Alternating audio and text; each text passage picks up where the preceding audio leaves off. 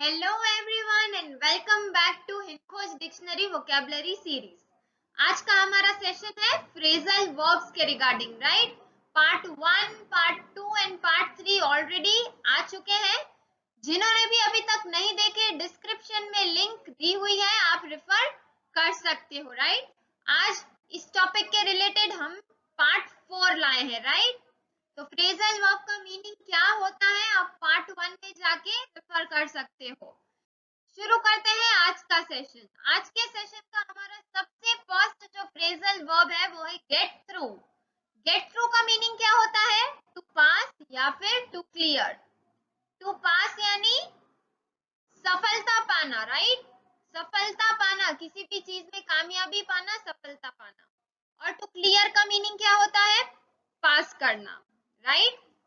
Okay, तो get through यानी example देखते हैं, ज्यादा बेहतर क्लियर होगा।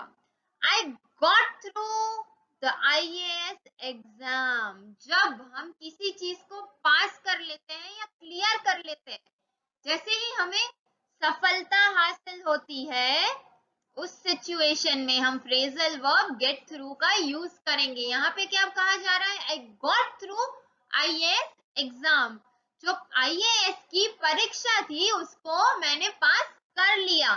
तो जब हम सक्सेसफुल हुए, हमने पास किया, तब हमने क्या किया? गॉट थ्रू फ्रेजल वर्ब का यूज किया, राइट। अब ये तो एक मीनिंग हुआ। Got through, get through phrasal verb का एक और मीनिंग होता है टू यूज या फिर to consume, right. To use या फिर टू कंज्यूम यानी खत्म कर देना या फिर उपभोग करना, राइट। जैसे एग्जाम्पल क्या ले सकते हैं? Due to his hard work and patience he eventually got through the difficult time. क्या हुआ? Due to hard work, patience, उन्होंने क्या किया? उनका जो बुरा समय था, कठिनाइयों से भरा जो समय था, उनसे वो गो थ्रू हो गए। He got through, right.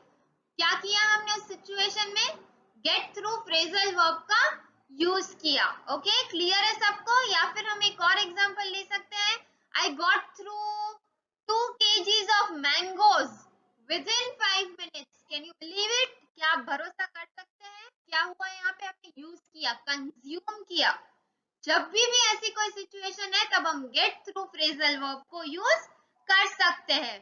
कोई पास हो रहा है, सफलता आ रही है, हम कुछ यूज या कंज्यूम कर रहे हैं, उन सारी सिचुएशन में फ्रेजल वर्ब गेट थ्रू का यूज किया जा सकता है।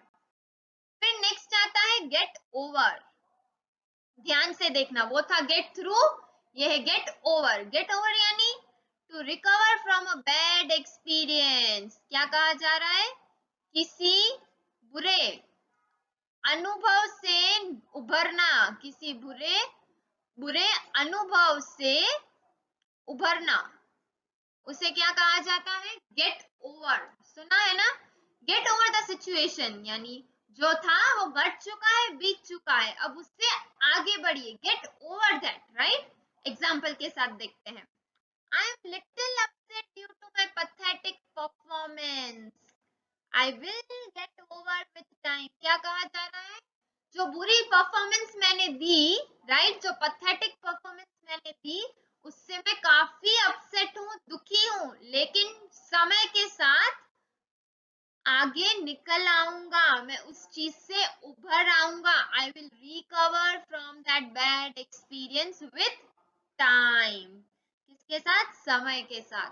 तो गेट ओवर का यूज कब करते हैं? जब हम रिकवर होंगे किसी बुरे एक्सपीरियंस से, राइट। एक और एग्जांपल देखते हैं। क्या देखें लेंगे? एक और example. Okay, it will take you a week to get over. To get over किस चीज से? टू गेट ओवर दिस, चलिए इलनेस ले लेते हैं, कोई बीमारी। It will take you a week to get over this illness. इस बीमारी से उभरने के लिए आपको 1 हफ्ता लग जाएगा, राइट। अब कोई बीमार है तो वो एक बैड एक्सपीरियंस है, तबीयत बात ठीक नहीं है, हेल्थ अच्छी नहीं है, उससे बाहर आके नॉर्मल होने में, to get over it, 1 week लग जाएगा। तो जब भी किसी बुरे एक्सपीरियंस से रिकवर होते हैं, उन सारी सिचुएशंस में जब कोई इंग्लिश में सेंटेंस फ्रेम कर रहे हैं आप या बोलना चाह रहे हैं तो गेट ओवर फ्रेजल वर्ब को यूज किया जा सकता है। फिर नेक्स्ट आता है गेट रिड ऑफ। देखिए गेट थ्रू, गेट ओवर, अब ये है get rid of. Get rid of का मीनिंग क्या होता है?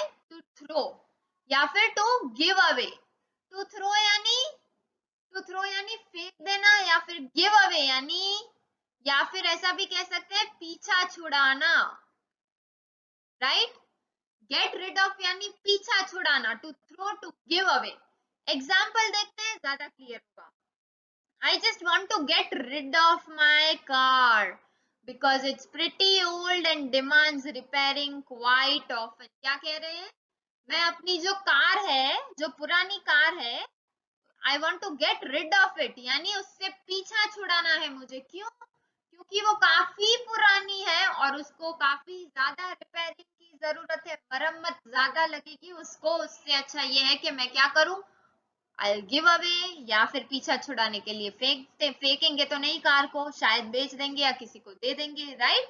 Get rid of. एक और एग्जांपल अगर ले तो हम क्या ले सकते हैं?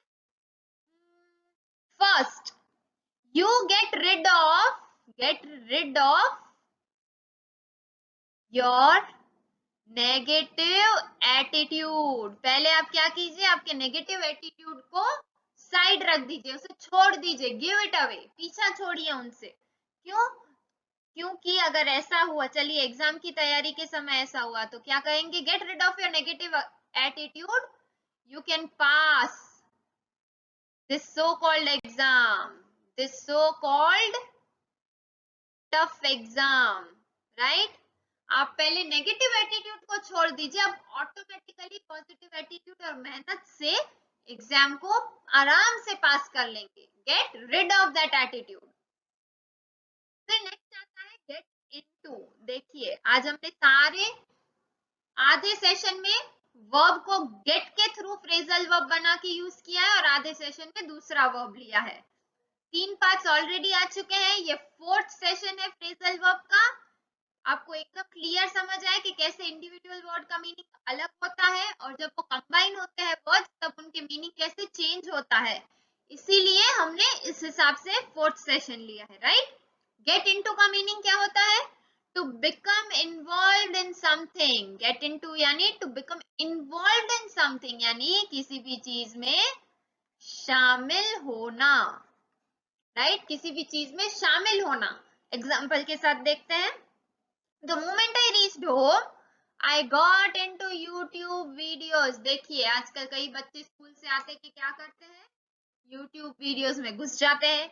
और second side of the coin भी हो सकता है, घर पहुंचते ही मैं YouTube वीडियोस में लग गया या फिर उन्हें बनाने में जुट गया। I got into उस चीज में शामिल हो गया, right.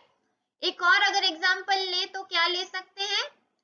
Why are you unnecessarily getting into this conflict? देखिए क्यों इन्वॉल्व होना किसी चीज में जहां हमें कोई मतलब नहीं है, right. Why are you getting unnecessary into this conflict? किसी चीज में शामिल होना जिसकी जरूरत ही नहीं है। तो एक कुछ कार्य करते समय यूज किया, एक क्वेश्चन मार्क जो कि हम सवाल पूछ रहे हैं, लेकिन दोनों सिचुएशन में हम किसी चीज में शामिल हो रहे हैं, उन सिचुएशंस में हम फ्रेजल वर्ब गेट इनटू का यूज कर सकते हैं। फिर नेक्स्ट आता है get at, right. To try to say something indirectly और टू क्रिटिसाइज रिपीटेडली। बिना कहे, राइट, बिना कहे बताने की कोशिश करना, इनडायरेक्टली, वो क्या होता है? Get at. बिना कुछ कहे कुछ बताने की कोशिश करना, राइट, बताना, बिना कहे कुछ बताने की कोशिश करना, या फिर बार बार किसी की आलोचना करना। क्या करना? बार बार आलोचना करना। आलोचना जब करते हैं तब भी हम गेट एट का यूज कर सकते हैं, उस फ्रेजल वर्ब को इंग्लिश सेंटेंस में ले सकते हैं। एग्जाम्पल देखते हैं, एकदम क्लियर हो जाएगा। He is getting at something that we are not able to understand. वो कुछ कहना चाह रहा है जो कि हम समझ नहीं पा रहे हैं. He is getting at something, लेकिन वो क्या है? We don't know. It's because he's trying to say something indirectly, right? ऐसे सिचुएशन में get at phrasal verb का यूज हो रहा है. एक और एग्जांपल ले तो, Why are you getting at me? क्या कहा जा रहा है? क्यों आप बार बार क्या कहेंगे? चलिए क्या कहते हैं? आप तो मेरे पीछे ही पड़ गए हो, या फिर आप तो मेरी बुराई किए ही जा रहे हो. Why are you getting at me? यानी आप तो मेरी बुराई किए ही जा रहे हो, बुराई कर ही रहे हो, किए ही जा रहे हो, राइट? उस सिचुएशन में भी फ्रेजल वर्ब गेट एट का यूज हुआ. टू क्रिटिसाइज रिपीटेडली, जब किसी को रिपीटेडली क्रिटिसाइज कर रहे हैं, किसी की आलोचना कर रहे हैं. ओके, नेक्स्ट, अब हमने गेट वर्ब को लेके 5 सेंटेंसेस, 5 फ्रेजल वर्ब्स एग्जांपल के साथ देखे. अब नेक्स्ट हम लेंगे, नेक्स्ट हाफ है पुट वर्ब को लेके, right?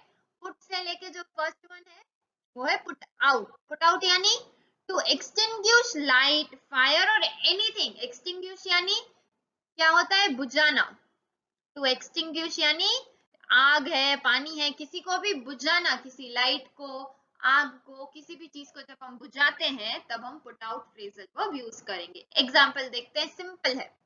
Please put out the fire, यानी कृपया आग बुझा दो.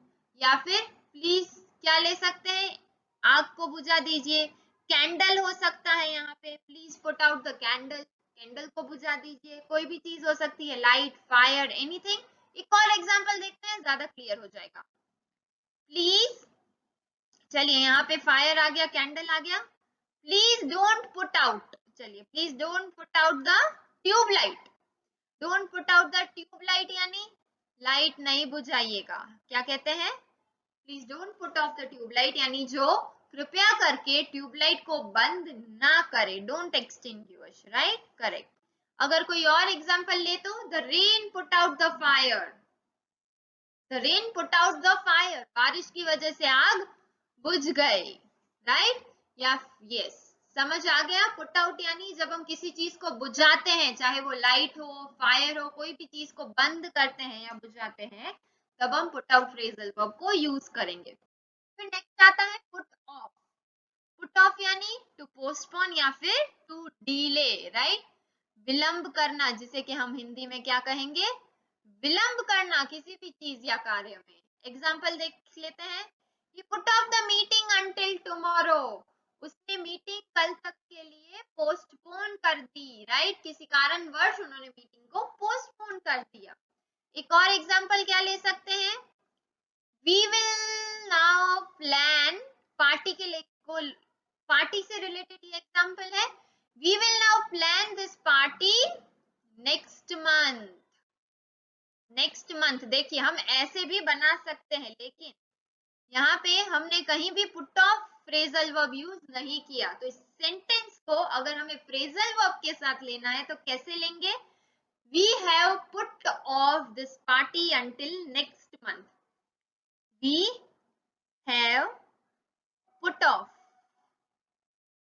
We have put off this party until next month. क्या कहेंगे? until next month. देखिए, we have put off this party until next month. दोनों सेंटेंसेस का मीनिंग सेम हो रहा है, लेकिन जब हम फ्रेजल वर्ब्स यूज करते हैं तो आपकी इंग्लिश ज्यादा बेहतर तरीके से आती है और आप कई सारे नए वर्ड्स समझ पाएंगे, इंग्लिश और बेहतर तरीके से सीख पाएंगे. इसीलिए यहाँ पे मैंने इस तरह से आपको एग्जाम्पल बताया. यहाँ पे we will now plan this party next month का भी मीनिंग यही हो रहा है कि आप किसी सिचुएशन को डिले कर रहे हो, लेटर स्टेज के लिए पोस्टपोन कर रहे हो. लेकिन बेहतर क्या लगेगा बोलने में? We have put off this party until next month. ये पार्टी हमने नेक्स्ट मंथ तक डिले कर दी है, पोस्टपोन कर दी है. फिर नेक्स्ट फ्रेजल वर्ब है हमारा पुट डाउन. पुट डाउन का मीनिंग किसी की इंसल्ट करना या फिर कुछ लिखना, राइट? इंसल्ट यानी किसी का अपमान करना, राइट? अपमान करना. तो राइट यानी क्या होता है? कुछ लिखना या फिर नोट करना, नोट डाउन करना, कुछ भी नोट डाउन करना, राइट? वो होता है पुट डाउन. एग्जाम्पल देखते हैं. डोंट पुट मी डाउन, मेरा अपमान मत करे, don't try to insult me, don't put me down, right. या फिर जैसे हमने कहा उसका मीनिंग होता है नोट डाउन करना या लिखना।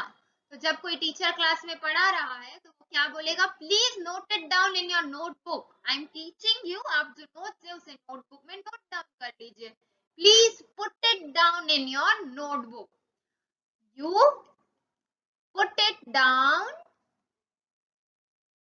In your notebook. यानी जो कहा जा रहा है क्लास में, समझाया जा रहा है, आप उसे नोट डाउन भी करते जाइए, राइट। तो किसी की इंसल्ट हो रही है या कुछ लिखना है या नोट डाउन करना है तो हम पुट डाउन फ्रेजल वर्ब को सेंटेंस में यूज कर सकते हैं। फिर नेक्स्ट आता है पुट अप। पुट अप यानी टू स्टे, यानी रहना या फिर ठहरना भी कह सकते हैं, रहना या ठहरना। एग्जाम्पल के साथ देखते हैं, ज्यादा क्लियर होगा। He was putting up in Dilshad garden in those days. वो उन दिनों दिलशाद गार्डन में रह रहे थे। पुटिंग वहां ठहरे हुए थे या वहां रह रहे थे। एक और एग्जांपल लेते हैं। Let me put up with you for a few days. Let me put up with you for a few days. यानी क्या कहा जा रहा है, मुझे 2-4 दिन आपके साथ ठहरने दे दीजिए, या फिर मैं 2-4 दिन आपके साथ ठहरूंगा, ठहरना चाहता हूँ।